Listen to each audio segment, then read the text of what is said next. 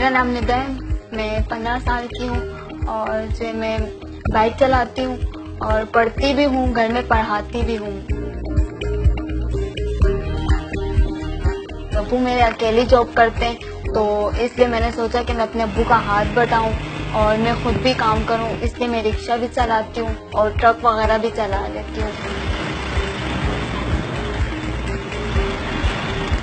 सबसे पहले मैंने अपनी बच्ची को जो ट्रेनिंग देने की शुरुआत की वो गांव के अंदर है।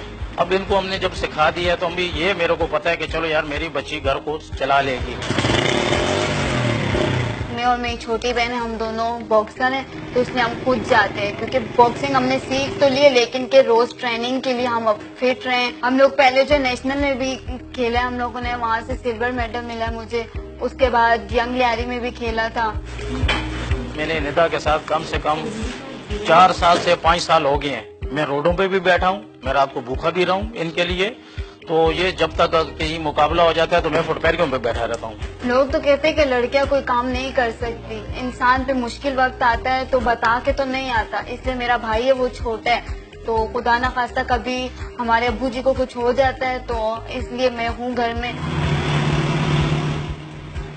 हमारे अब्बू का सपोर्ट है, यही हमारे लिए बहुत है। लोग जो सोचते हैं हमें इसकी परवाह नहीं है। लड़कियां बहुत कुछ कर सकती है, खाली क्या माँ बाप का सपोर्ट होना चाहिए। मेरे को अपनी बच्ची पे भरोसा है कि ये किसी जगह भी जाएगी, ये मार नहीं खाएगी।